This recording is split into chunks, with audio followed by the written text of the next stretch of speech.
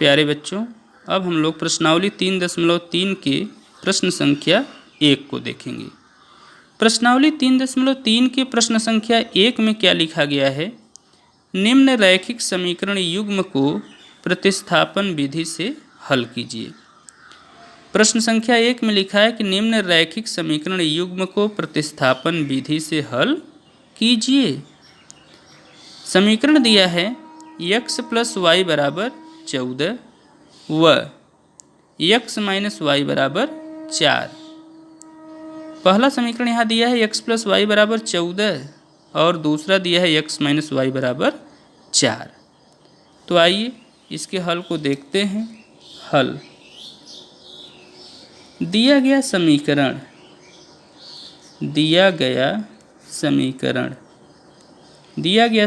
x + y = 14 पहला समीकरण और x - y = 4 दूसरा समीकरण। ठीक है, अब हम समीकरण 2 से x बराबर क्या लिखेंगे? y + 4। तो इस x का मान हम समीकरण 1 में रखेंगे। x का मान समीकरण 1 में रखने पर, जब x का मान समीकरण 1 में रखेंगे तो y + 4 + y = 14, तो 2y = 14 - 4, तो 2y = 10, तो y = 10/2, तो y बराबर क्या होगा? 5। y का मान क्या मिला? 5। अब इस y के मान को हम समीकरण 3 में रखेंगे, तो y का मान समीकरण 3 में रखने पर, y का मान समीकरण 3 में रखेंगे तो x बराबर क्या मिलेगा? 5 + 4, तो x बराबर क्या मिलेगा? 9। अतः x बराबर क्या मिला? 9 मिला। y बराबर क्या मिला? 5 मिला। ठीक है, यही बेटा क्या होगा? आंसर। ठीक है, इसे आप कॉपी में नोट कर लें। आगे हम लोग प्रश्न संख्या 1 प्रश्नावली 3.3 के प्रश्न संख्या 1 के दूसरे वाले को देखेंगे। दूसरा सवाल, प्रश्न संख्या 1 का दूसरा सवाल में क्या कह रहा है कि दो समीकरण दिया है और इन दोनों समीकरणों को प्रतिस्थापन विधि द्वारा हल करना है। इन दोनों दिए गए समीकरणों को किस विधि द्वारा? प्रतिस्थापन विधि द्वारा। प्रतिस्थापन विधि द्वारा दोनों समीकरणों को हल करना है। तो आइए देखते हैं हल। दिया गया समीकरण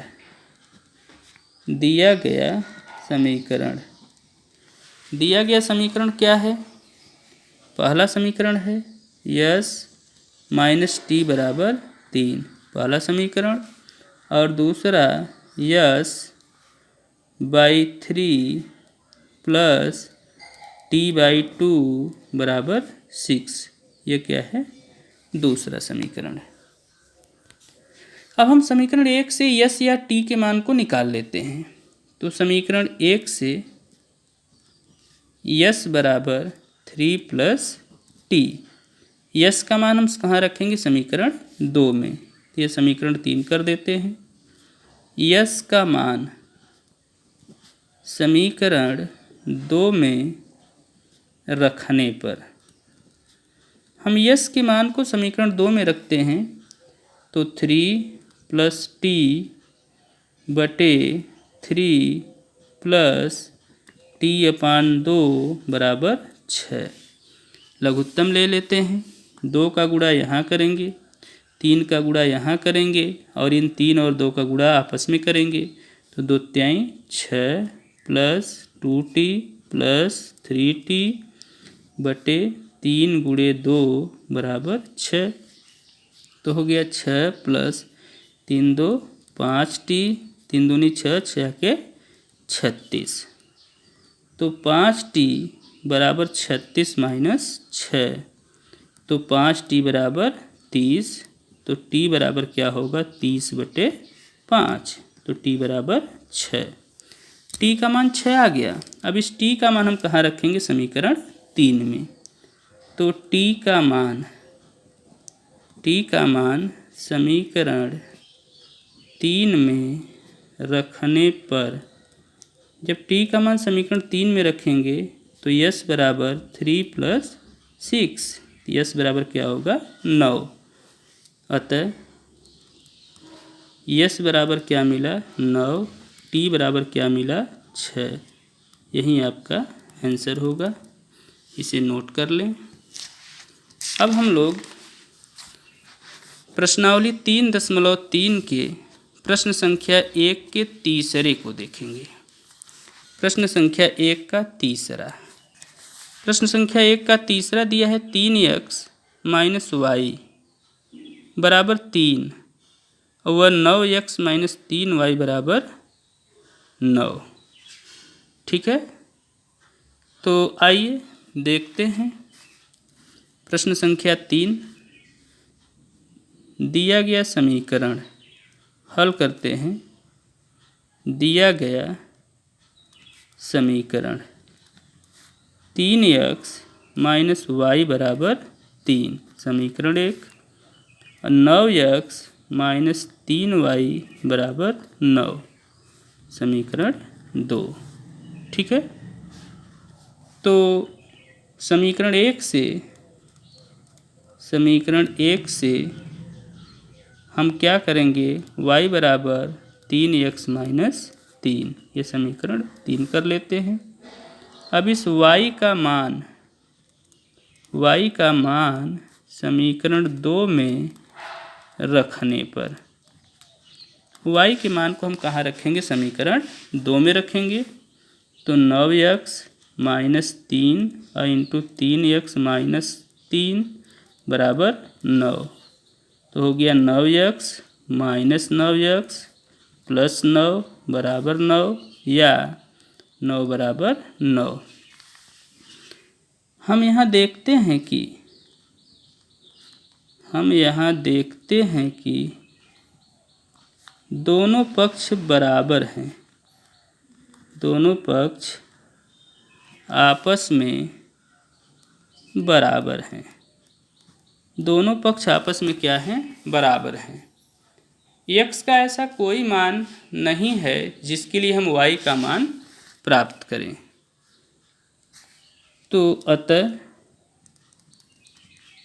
दिए गए रैखिक समीकरणों के अनंततः अनेक हल हो सकते हैं। ठीक है बेटा, दिए गए रैखिक समीकरण के अनंततः अनेक हल हो सकते हैं। अब हम लोग अगला प्रश्नावली 3.3 के प्रश्न 1 के 4 को देखेंगे। प्रश्न 1 का 4 देखिए यहाँ पे दिया गया है। आइए देखते हैं हल। दिया गया रैखिक समीकरण क्या है? 0.2x + 0.3y बराबर 1.3, समीकरण 1। और दूसरा दिया है 0.4x + 0.5y बराबर 2.3, समीकरण 2। अब देखिए, हम इसको चाहें तो पूर्णांक बना सकते हैं। तो समीकरण 1 व 2 को पूर्णांक बनाते हैं। चलिए, समीकरण 1 व 2 को पूर्णांक बनाने पर, पूर्णांक कैसे बनाएंगे? हम 10 का गुणा कर दें दोनों पक्षों में, समीकरण 1 में भी और समीकरण 2 में भी। तो गुणा करेंगे तो ये आपका 2x + 3y बराबर 13, यह समीकरण 3, और यह 4x + 5y बराबर 23, समीकरण 4 हो गया। अब देखिए समीकरण 3 से 3y बराबर क्या लिखेंगे? 13 - 2x तो y बराबर क्या लिखेंगे, 13 माइनस 2x बटे 3। ये समीकरण 5 कर लेते हैं। अब इस y के मान को हम समीकरण 4 में रखते हैं। तो y का मान समीकरण 4 में रखने पर, y के मान को समीकरण 4 में रखते हैं तो 4x plus 5 into 13 minus 2x बटे 3 बराबर हो जाएगा 23। लघुत्तम ले लें, 3 चौका 12x प्लस 13 पचे 65 माइनस 10x 23 तियाँ 69। अब देखिए 12 में से 10 घटाएंगे, 2x बराबर 69 माइनस 65, 2x बराबर 4, तो x बराबर 4 बटा 2 बराबर 2। x का मान हम समीकरण 5 में रखेंगे।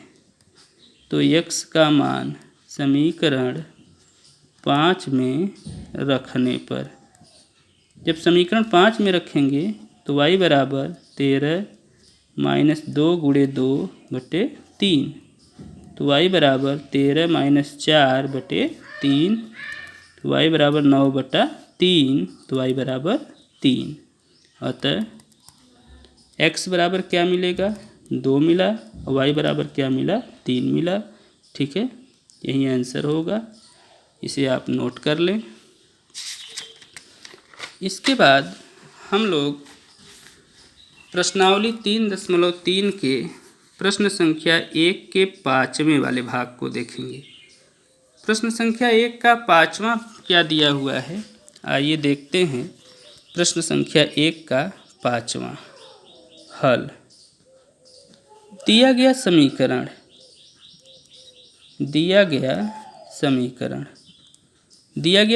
क्या है, √2x प्लस √3y बराबर 0 पहला समीकरण, √3x माइनस √8y बराबर 0 दूसरा समीकरण।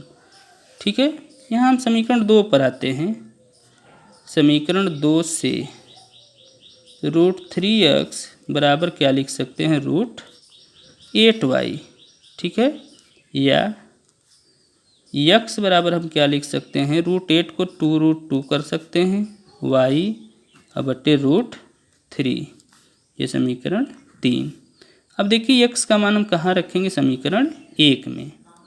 तो x का मान समीकरण 1 में रखने पर, जब x का मान समीकरण 1 में रखेंगे तो √2 इंटू 2√2 बटे √3y प्लस √3y बराबर 0। तो हो जाएगा 2 दूनी 4 बटे करड़ी में 3y प्लस करड़ी में 3y बराबर 0। तो 4y प्लस इसका गुणा यहाँ होगा तो 3y बराबर 0, तो 7y बराबर 0। तो y बराबर क्या होगा, 0। y का मान 0 आ गया। y का मान हम समीकरण 3 में रखेंगे। y का मान समीकरण 3 में रखने पर, जब y का मान समीकरण 3 में रखेंगे तो x बराबर 2 करड़ी में 2 बटे करड़ी में 3 गुणे 0। तो x बराबर क्या मिलेगा, 0। अतः x बराबर 0 मिला और y बराबर भी 0 मिला। ठीक है, यही आंसर होगा, इसे नोट कर लें। इसके बाद हम लोग प्रश्नावली 3.3 के प्रश्न संख्या 1 के 6वें सवाल को देखेंगे। प्रश्न संख्या 1 का 6वां सवाल क्या कहता है, आइए देखते हैं। 6वें सवाल में दिया गया समीकरण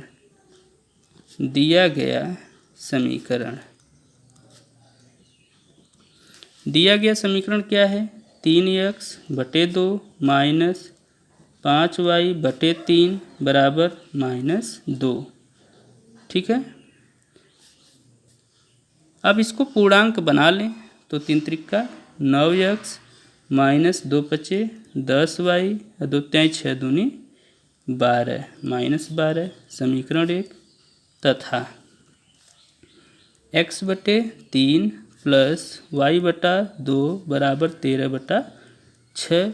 तो क्या होगा 2x प्लस 3y बटे 6 बराबर 13/6। 6 कटेगा तो 2x प्लस 3y बराबर 13। समीकरण 2 हो गया। अब इन्हीं दोनों को हल करेंगे। तो आइए देखते हैं समीकरण 2 से। समीकरण 2 से 3y बराबर क्या होगा 13 माइनस 2x। तो y बराबर क्या होगा 13 माइनस 2x बटे 3। ये समीकरण 3 कर लेते हैं। y का मान हम समीकरण 1 में रखते हैं। तो y का मान समीकरण 1 में रखने पर, जब y का मान समीकरण 1 में रखेंगे तो 9x minus 10 into 13 minus 2x बटे 3 बराबर -12। ठीक है, तो 3 9 त्रिक 27x माइनस 130 प्लस 20x बराबर -36। 27 में 20 जोड़ दें 47x बराबर 130 माइनस 36। तो 47x बराबर कितना हो जाएगा 94। तो x बराबर 94 बटे 47। तो x बराबर 2। अब x का मान हम कहाँ रखेंगे समीकरण 3 में। x का मान समीकरण 3 में रखने पर, समीकरण 3 में रखेंगे तो y बराबर 13 माइनस 2 गुणे 2 बटे 3। तो y बराबर 13 माइनस 4 बटे 3। तो y बराबर 9 बटा 3 बराबर 3। अतः x बराबर क्या मिला 2, y बराबर क्या मिला 3। ठीक है, यही उत्तर होगा। इसे आप लोग कॉपी में नोट कर लें।